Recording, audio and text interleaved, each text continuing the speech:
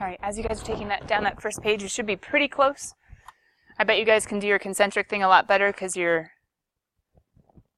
pencil is easier to use than my little off-centered pen. I'm going to go ahead and delete this page because I don't think we really need it anymore. I think everyone's here. Yeah. Let me also go ahead and open up the calculator. Guys, go ahead and change your calculator to polar mode, P-O-L. Mode, P-O-L, polar mode. So function's what we're normally in. Par is what we went to with section 1.4, and polar is where we're going now, P-O-L. Go check out the y equals. Go play around with the variable button. It's going to get exciting. Or at least a little bit interesting. There we go. And as you guys do that, I'm opening up the answer manual for section 1.4 in case we have time to grade. Check.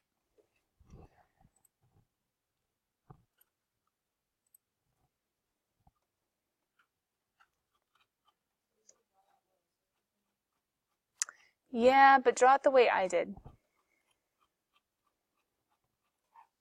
Because I'll show you as we get to examples how we don't have to do that every single time, but just for the first one, and it does remind you of the idea. There we go. That for these polar graphs,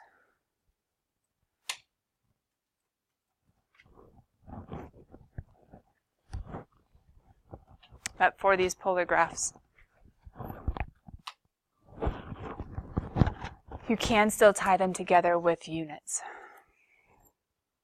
Okay. As you guys are getting your calculator in the right mode, let me go ahead and get us a few points just to go ahead and play with. So let's do something like, let's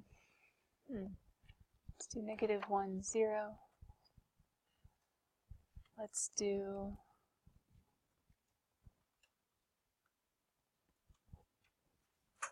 negative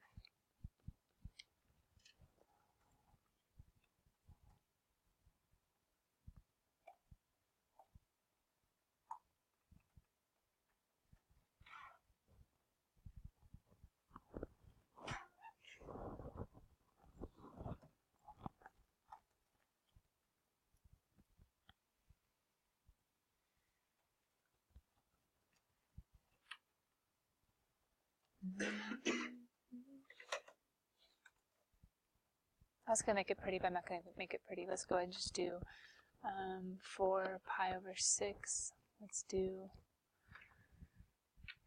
-2, 3 pi over 4. Let's do 0, 7 pi over 6. And let's do 5, 11, 5 pi over 3. Okay.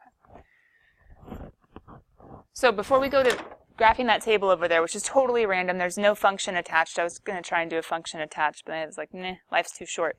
Let's do a couple points over here. Just quick recap to see if we still remember how to do polar graphing.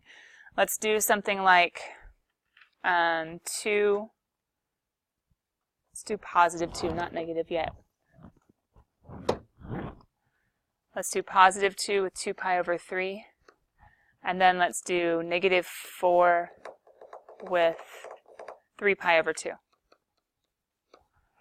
Okay, what quadrant is 2 pi over 3? Second quadrant, so it's 60 and a 60, which is 120. That puts us right here, if you did it all in degrees. Polar graphing, you always start at the pole and the sign of the radius. If you guys need a quick reminder, in polar, r's and thetas. Remember, r stands for radius. Theta is the angle. You can think of rotation. Over here off to the side, they also call it the directed angle or the direction angle, the angle of direction. If r is a positive number, which you can kind of see here in the notes that I set up for,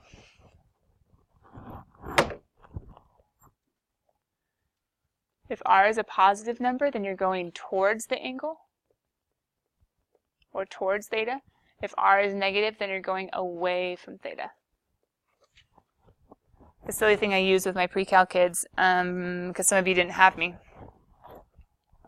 is if you see someone in the hallway that you like, you're like, yay, and you go towards them if you have a positive relationship with them, right? If you have a negative relationship and you see them coming, and you're like actually going to show what you're feeling, might you not just and go the other way, right? So that's a silly way of thinking about it. But positive, you're going to go towards them. Negative, you're going to go away from them, meaning theta, meaning the angle. So if it's a positive 2, I'm going along this line that connects 2 pi over 3 with what would be down here in this quadrant if it's one straight. 7 pi over 3? 8 pi over 3 is right back here. What's down here? Yeah, I think you need something less than 2 pi, which if you're doing thirds, that'd be 6 pi over 3, something less than that. 5 pi over 3, exactly. Because 6 thirds is 2 pi, all the way back. 5 thirds would be a little bit shy, which would be 300 degrees. So this is technically the line that we're looking at, this 180 line, 180 degrees in every line. But if it's a positive 2, we're going out towards the 2 pi over 3, which is why point A would be right there. Going out to, like I showed a second ago, out to tick marks. You could think out to tick marks on the y and then turn to the angle. Out to tick marks on the x and then turn to the angle. But you're not going up to, out to, and then like connecting it. You're not doing like a rectangular coordinates. You're going out to. So the radius of 2 would be that circle. So what happens when 3 pi over 2, hopefully we know that's 270, when we have a negative 4, what do we do from the pole? Ooh. Good one that we haven't labeled yet. Get back up here and label the origin, the pole. Like you're looking at the top of the, like the Earth, for instance, and it's showing the latitudes and longitudes, you would see the pole as a point, right? And then it would go out from there. Sorry, so the negative 4 is going towards or away? Away. And if it's going away, what is it going towards? 90. Good. So we're going 1 and a 2 and a 3 and a 4. So what's another way of expressing point B?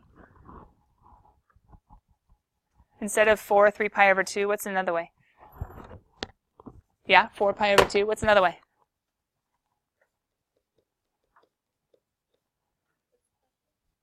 Another way to get to this exact same location. Besides negative 4, 3 pi over 2, or 4 pi over 2. Yes. You could go negative 3 pi over 2 and then 4. What's another way?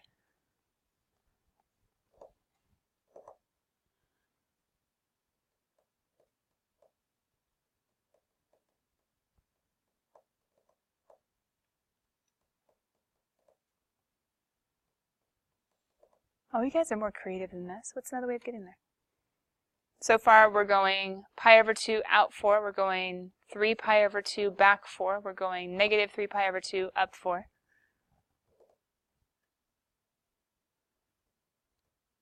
What do you want, positive or negative 4?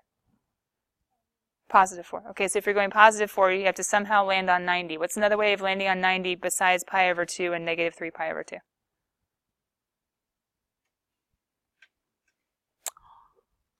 How about 5 pi over 2? What did I just open up? Infinity. Why? What's 5 pi over 2? Uh-oh. What else could I do? What else could I do? Right? You can spin however many times. So here's the question. How many points can land on there? Infinitely many. But what's going to be the same? Every time you're going to have to somehow be using a 4 or a negative 4. Because couldn't I also do negative 4? This is what I was waiting for. Negative pi over 2. Couldn't you go that way and then backwards? But couldn't you also go that way and then backwards, or that way and then backwards? So it's either going to have a 4 or a negative 4, because you have to be landing on 4 units away from the pole. And then what's going to happen about all of the angles?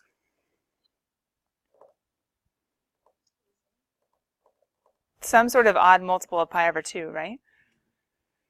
And so as long as you have the correct negative or positive with the correct odd numbered or odd multiple of pi over 2, then you'll land on the same point. So yeah, here's the struggle with polar. You can have infinitely many ways of landing on the exact same point. Uh-oh. Which is interesting because that means you can return to this but with a different coordinate, which is going to make life a little bit exciting. So what are you guys going to do when you get over here to a brand new graph? It's not your nice one that you connected the 1s and the 2s and the 3s and the 4s, and we need to graph negative 1, 0. How do we do that without having to make all those circles? Sure, because 0 is what angle? But then we're going negative 1, which means aren't we going to be on like the negative x-axis? Right? Okay. But how about 4 pi over 6? Life just got more exciting. Now what?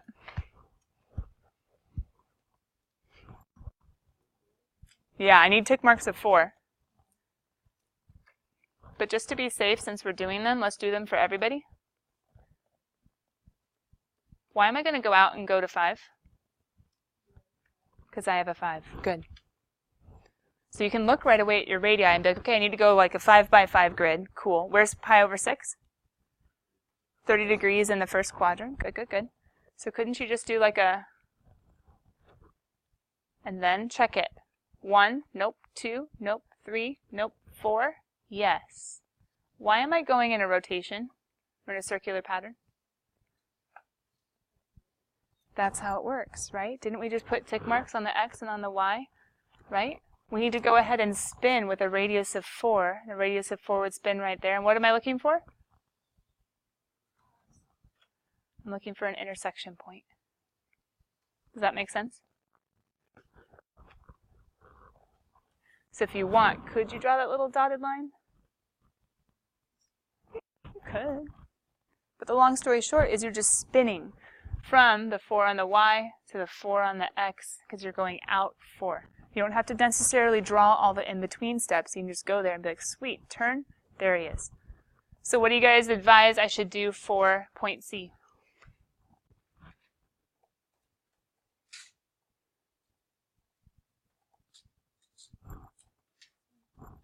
Same thing? Okay, so where's 3 pi over 4? It's 135 or second quadrant, 45. Good. Why would I not do the exact same thing and just draw the line? So I'm going to go ahead and do it all the way across because I'm not going towards 135. Where am I going towards? I'm not going towards 3 pi over 4. I'm going towards... How do I get 7 pi over 4 in my head really quickly? 8/4 minus 1. But you could also do 3 pi over 4 plus 5 pi over 4. That works too. Sorry. 3 pi over 4 plus 4 pi plus pi. Yeah, plus 180. And now how many do I need to go? So aren't I going to go 2 tick marks and then rotate? Do you have to draw the rotation? No. But you could. I'm not going to draw it for any of the other ones. How about 0 and 7 pi over 6? Point D.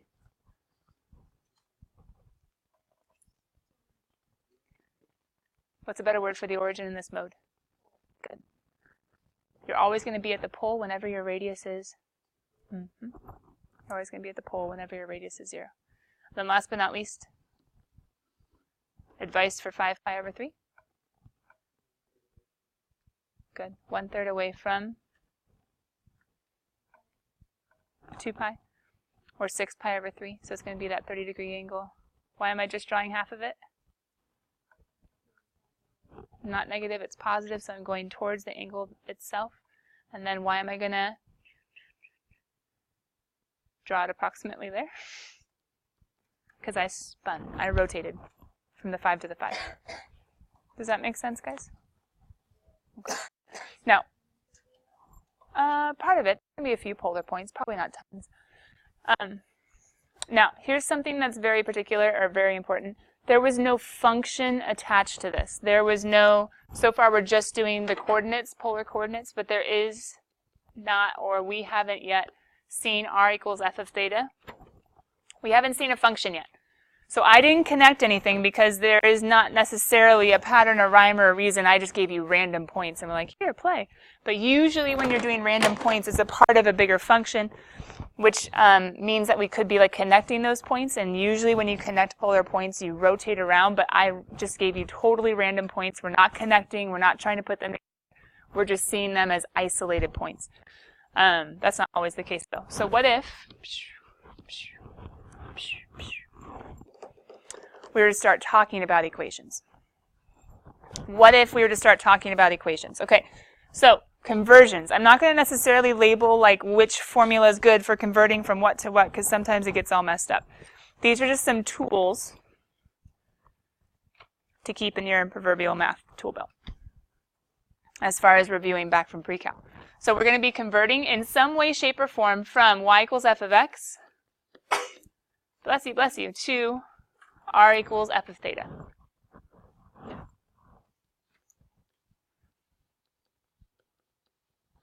In some way, shape, or form, we're converting y equals f of x to r equals f of theta.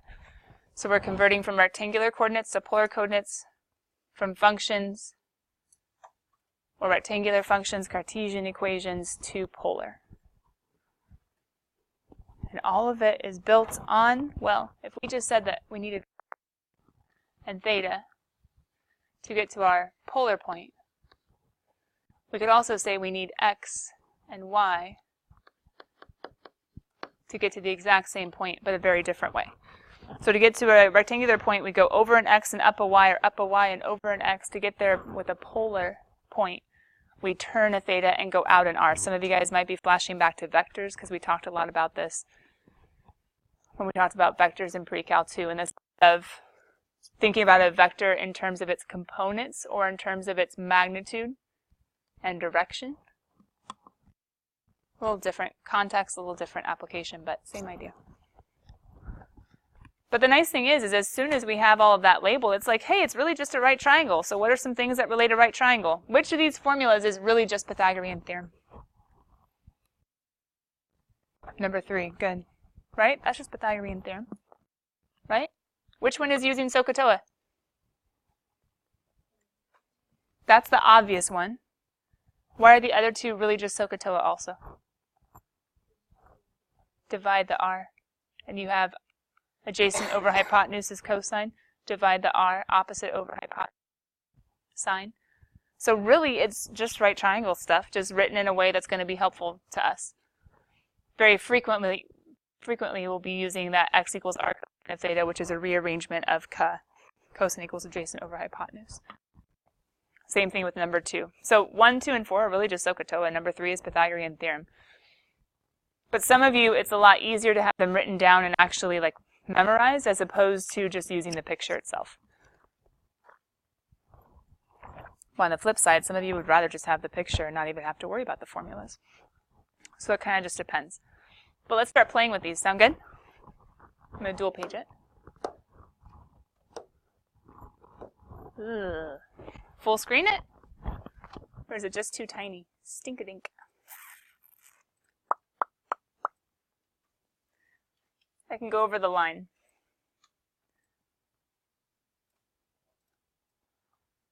Just for us to be able to see as some of you guys are still getting the formulas.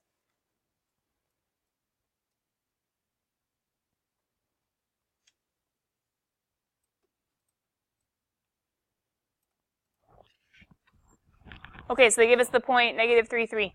Oh, screen. Sorry guys, I'm still getting used to the screen being where we can't see. Converting. Just coordinates, not even equations, but converting coordinates. So this one, negative 3, 3 from rectangular to polar. So if you want, we could technically just get rid of this whole thing just to make life a little bit easier. Negative 3, 3 is what we want to convert. We are in rectangular, we're trying to get to polar.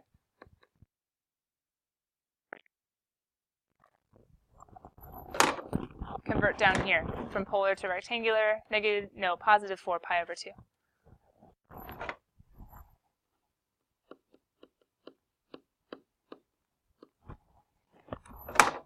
Okay, if it's rectangular, this is an x and this is a y, true? All right, Give me something. What's a formula that's going to help me out to get closer to r and theta, which is what I ultimately want? Which one? Yeah. Yeah. Pythagorean? Okay. So I'm hearing a few different formulas. So let's do the Pythagorean first, just because I think most of you can do that in your head a little bit easier. So it's negative 3 squared plus 3 squared. Good. And that's equal to r squared. So what's r? Square root of 18. Square root of 18, isn't that 3 root 2? The cubed root of 2. But 3 times root 2. Square root of 9 times 2.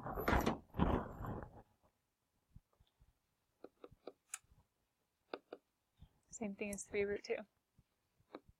How do we get theta?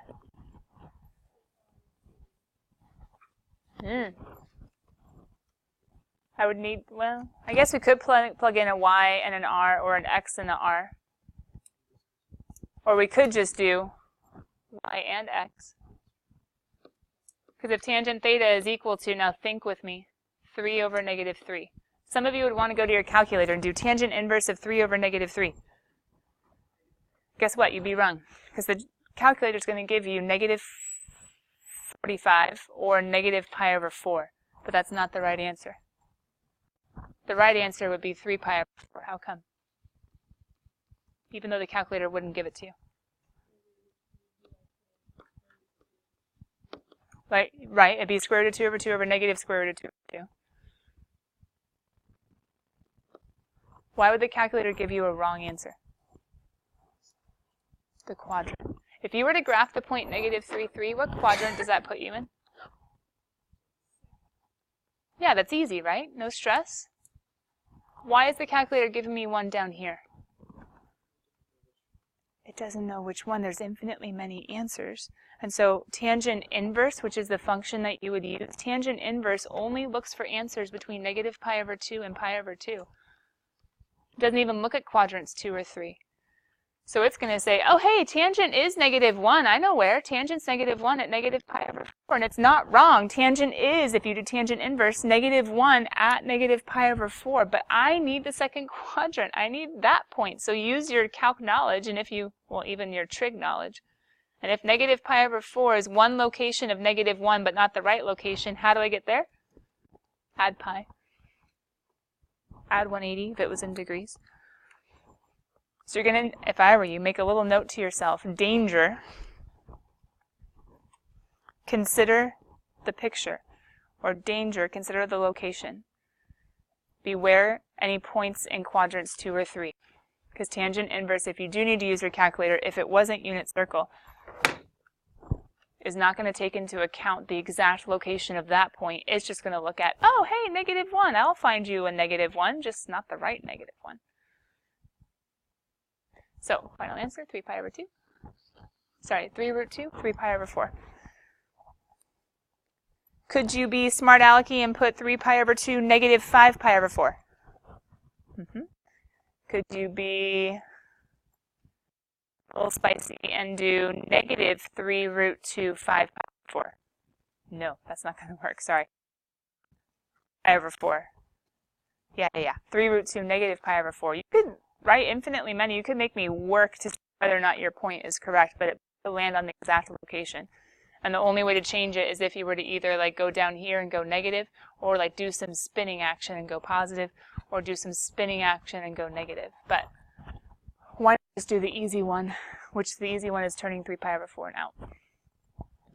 Yeah.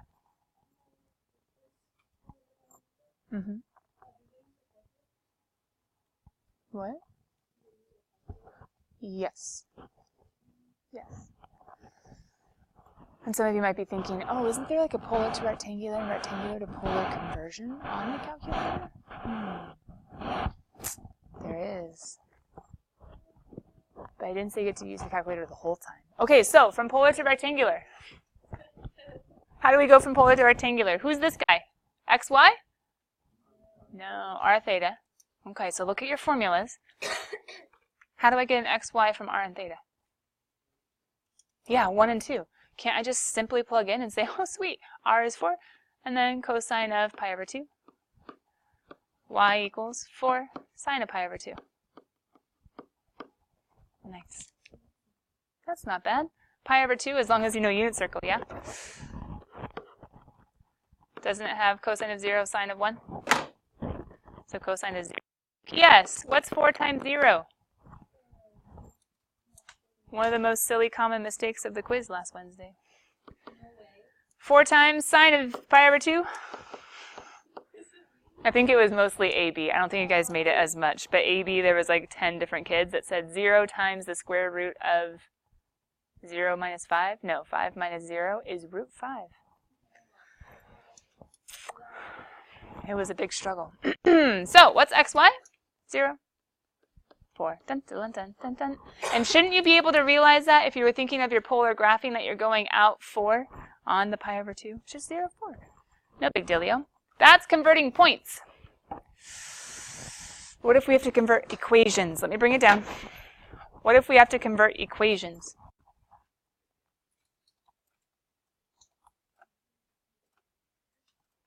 Oh no, I didn't want to do that.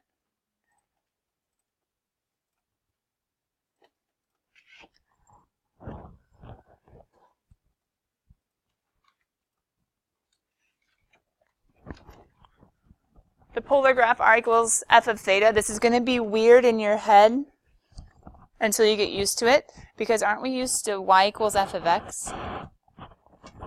It might not end up being weird for you at all. I don't know. Maybe it will. For me, it was for a bit.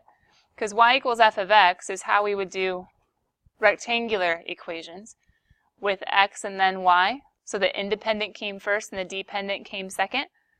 But it's a little weird for polar because r equals f of theta with the point r theta. Theta is the independent. R is the dependent. Which you guys will get used to in your graphing calculator because it's r equals. It's not y equals. It's r equals and then your variable is theta.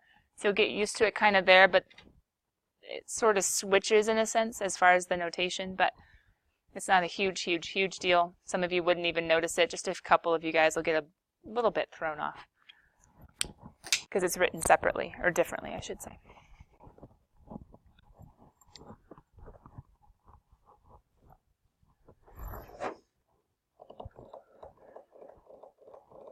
So we have all those 4 equations that we just talked about. If we want to make an x equals or a y equals equation, defining the polar parametrically, we can, because we can just plug in r, which is given to us as f of theta, and then keep cosine theta. We can actually get x defined parametrically and y defined parametrically, but this is weird in your head, because parametrically, no, what's that extra variable in parametric equations? It's t, but remember I said sometimes it can be theta. So this would be x of theta, y of theta. Could your calculator do that? Yes, but it won't be able to call it theta. What's it going to call instead? You're going to have to use the t variable, but you can use parametric for polar equations also.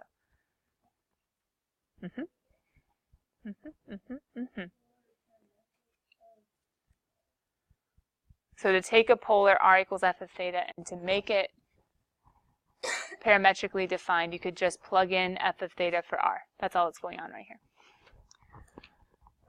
Okay, what if we just wanted to go from polar to rectangular? Like not even necessarily this complicated. What if we just want to go to r equals f of theta to y equals f of x? Or, oh, we already talked about that one. That's polar to parametric. So what if we weren't even going parametric yet? What if we were just doing rectangular? What if I was to give you something like r equals, do you want me to make it easy or hard?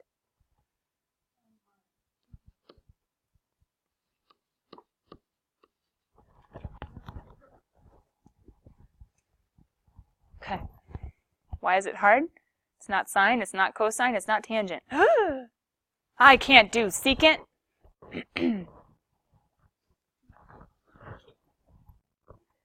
Shosha cow. Who's secant? Sha. Who's secant? Sha. Hypotenuse over adjacent or 1 over cosine. Couldn't you go back to your, you guys don't know Shosha cow? Cosecant is hypotenuse over opposite, secant is hypotenuse over adjacent, and then cotangent is adjacent over opposite. Or secant is just flipping cosine. Cho, sha. There you go. Cho, sha, kao. So you have Sokotoa, the Indian princess, and then you have Cho, sha, kao. Something else. Coming back.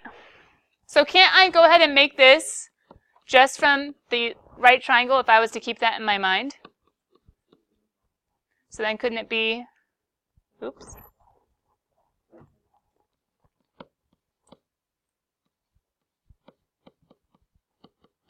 Could I multiply up x squared and divide? What do I do now? Yeah. Couldn't I make it x squared equals 4 over the square root of x squared plus y squared? It's not pretty. It's implicitly defined, but I did it. All right, cool kids. You can start on section 11.4 tomorrow. Sorry, 11.3. Tomorrow we are grading 1.4, going over questions, and then we'll finish up polar. See ya. But I think I gave you enough to be able to attempt homework, but it's not due tomorrow by midnight. It'll be due Wednesday.